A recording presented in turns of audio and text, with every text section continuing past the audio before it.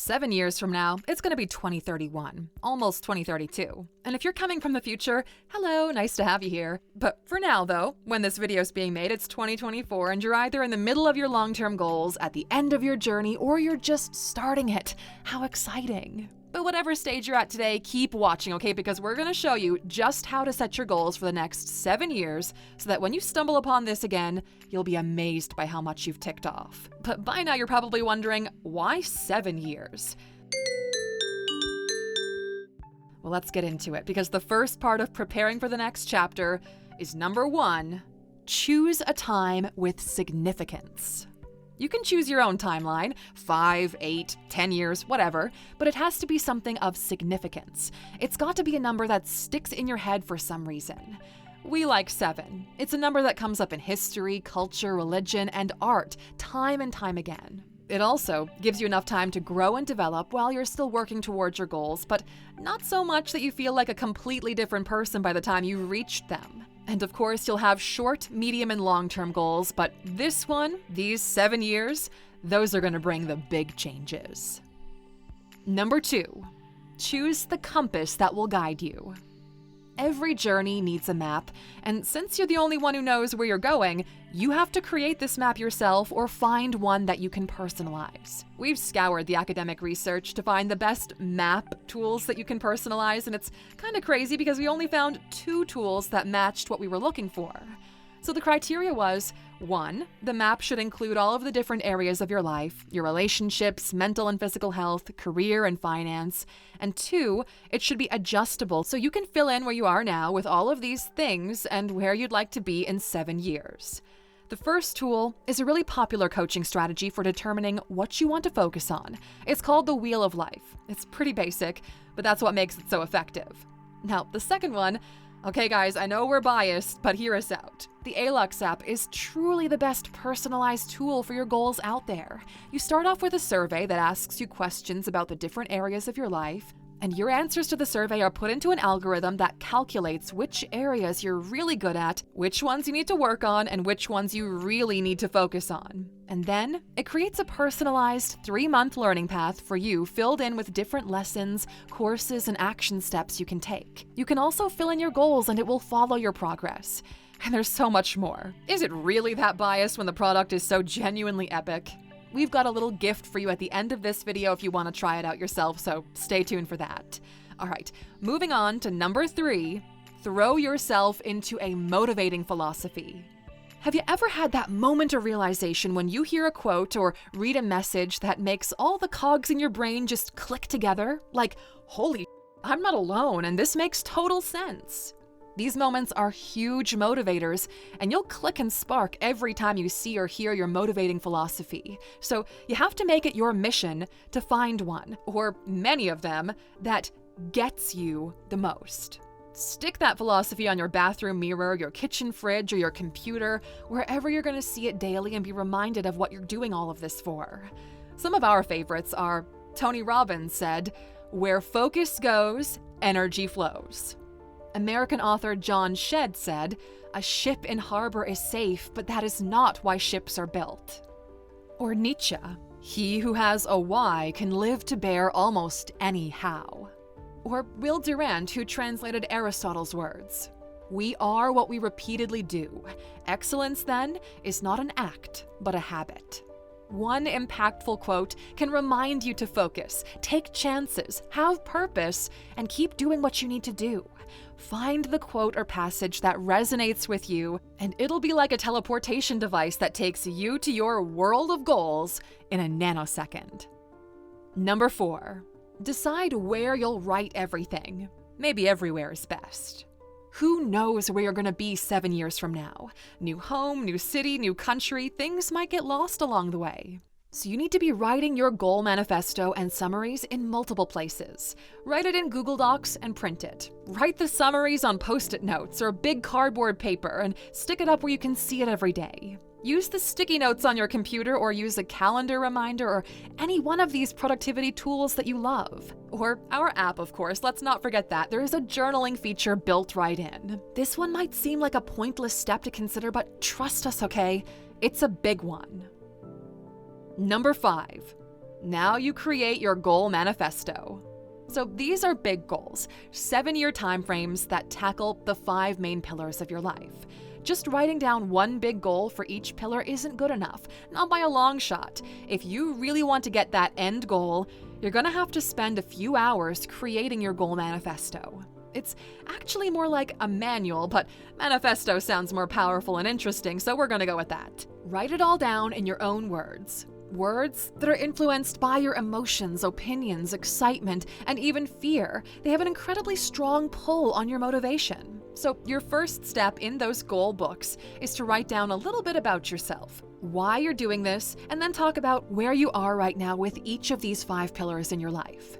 Add some humor, some kindness, and empathy to yourself, and a whole lot of encouragement.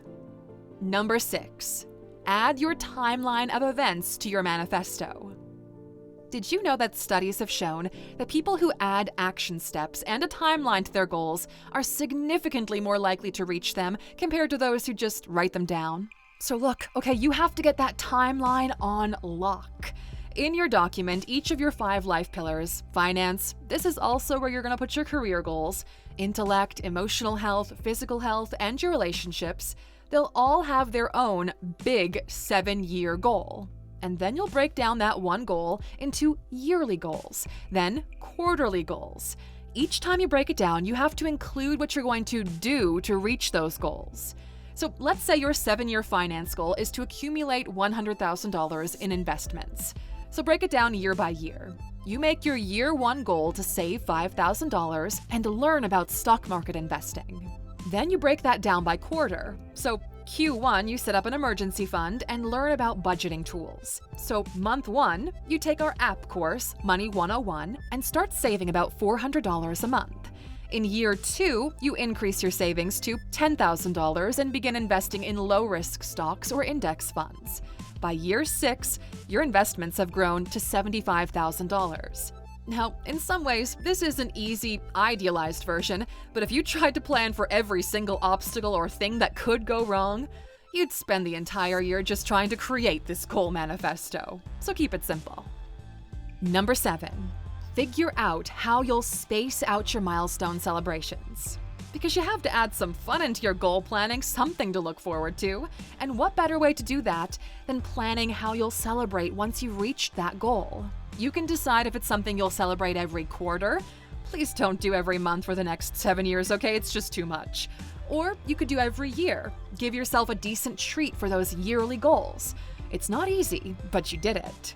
Think of celebrations that are out of the box, things that don't cost a ton of money, that you don't do often, and will feel like fun celebratory time. Take a solo trip somewhere, go to a concert of someone you love, or create a milestone day ritual. Even if these things are like a normal weekend for you. First of all, lucky you, but setting aside that experience as a celebration feels a lot more meaningful and fulfilling. Number 8, pull yourself out of that research hole. When you're knee-deep in unpacking your goals, creating your timeline, and figuring out what tools, resources, and courses are the best option for you, it can become really easy to get bogged down by the semantics. Suddenly you've got a Google sheet of different courses you can do next, their costs, time frame, and reviews, and that's just for Q1 of year 1 of the next 7 years. And look, okay, if you're a type A personality who can spend hours on that without losing steam, go ahead, all right, fill your boots. But for a lot of people, that detailed planning can seem exciting at first, but there's a lot to do here, and if you spend all that time on every goal, you're gonna tire yourself out, okay? Once you've gotten to your main points, your goals, your timeline, and your celebration details, pack it up, okay? Don't go stuffing your manifesto with the smallest details. They don't matter. Just find the damn course or pickleball team or brokerage account, sign up, pay, and get started. Number 9, start your trial month. When you've got a clear outline of so many different goals, it feels natural to start all of them at the same time. Full steam ahead, a whole life of change, starting on Monday. You'll quickly notice, though, that even when you've made your first steps small and achievable, getting everything off the ground in one go is going to lead to a crash somewhere. And that's okay. That happens with goals. That's why you give yourself a trial month. It's the month where you try to do all of it, and since it's a trial, you don't start at the beginning again if you don't meet a deadline. You just pick up where you are. You need your trial month to see your mental and physical bandwidth. Don't make any changes this month. Just keep going according to your plan, even if you've realized that your plan was kind of flawed or maybe even a little bit crazy. This trial time allows you to see how far you can push yourself, because you can probably do a lot more than you realize. Number 10. It's time to make your adjustments. Only after your trial month, once you've tried, fallen, gotten back up, and fallen again, that's when you're going to make the adjustments. This gives you enough time to see which goals you were maybe too ambitious with when it comes to putting them into action. When wanting to get fit and healthy, for example, most beginners, people who have never been to the gym before, start off with aiming to hit the gym an average of 6 days a week. That is insane for a beginner, okay? And it can be dangerous too. If you miss one day, well, then you feel like you've missed your entire goal. So you do as much as you can, okay? You don't throw in the towel completely, but you just keep your initial goal for a month, see how close you're able to get to it, and then make those adjustments as necessary. Number 11, set up the logistics and tie yourself down to phase 1. Okay, so now that you've made your adjustments, it's time to sign the contracts. The gym contract, the tennis membership, getting the coursework textbooks, signing up for that personal branding workshop. It's probably going to be a bit of a poor month for you, but you'll be so busy with all of the different goals you have, you're not going to miss spending $100 drinking on a Friday night in exchange for a beautiful Saturday morning hangover. Number 12, slot your steps into your routine. So about those Friday night drinks. You can't cut yourself off completely from the people in your life because you have a 7-year vision here. You'll start feeling lonely pretty quick. So fit your action steps into whatever routine you already have. Build on the life you have now instead of building your life around your goals, because this is just a way more sustainable way to do things. It's like what James Clear talks about in Atomic Habits. The best way to build a new habit is to stack it on top of an existing one. These steps are new habits, so don't change everything for them. Make them fit into what you already have going on. Number 13, expand your goal horizons, because it's not just about the mission. When you've been so diligent with your goal plans and following the steps, it's easy to forget about how helpful and fun other resources can be. Don't be afraid of listening to podcasts and reading books that kind of relate to your goals in a roundabout way, but don't directly focus on what you're doing. It's a good way to get out of your head while still keeping your plan at the back of your mind. Have fun learning about the way different things relate to your goals. Like that $100,000 investment goal. You don't just have to listen to finance podcasts or read investment books for that. You can come at it from different perspectives, like reading a book like The Psychology of Money, where the author shares short stories from different people on how they see money. Broaden your education around it, Aluxer. Make the learning part fun. Number 14, change things up when you start getting bored. Because look, okay, you'll inevitably start getting bored with your actions, and there might even come a time when you throw all of your hard work and planning out the window and decide to change everything. That's the nature of your game. As long as you don't lose track of where you are or the motivation to keep going, make those changes in your plans to keep things interesting. The destination is the same, you're just taking a more scenic route to get there. And number 15, it's been 7 years. How did you do? Because in 7 years, once you've built the habits and celebrated the years and made this huge goal a part of your daily life, you've done it. It was a big undertaking, but not as big as you thought, right? And best of all, you started 7 years ago, and look how far you've come. Now it's time for a break. Maybe a month, maybe a week, hey, maybe a year if you can swing it. And then you start all over again, to the next 7 years. Where will you go next? And you know, since you stuck with us until the very end of this video, we've got a bonus for you. And that bonus is to write a letter to your future self. Now, there are websites out there that will allow you to write a letter to yourself and fill in the date and time in the future, and they'll email it to you. When you start this journey, the day you create your goal manifesto, Talk to yourself. Talk about where you are right now in your life, why you're doing this, and what you're hoping for. You'll be amazed by how much has changed, how much you've changed in that time. It'll feel like you're reading a letter from a younger sibling, not from yourself. But it's all you, and you get to see how far you've come. All right, that's all we've got time for today. Thanks for spending some time with us. Now, we promised you a gift, so here it is. So first of all, download the Alux app from the App Store. You come back here to this video, right here, and scan this QR code on screen.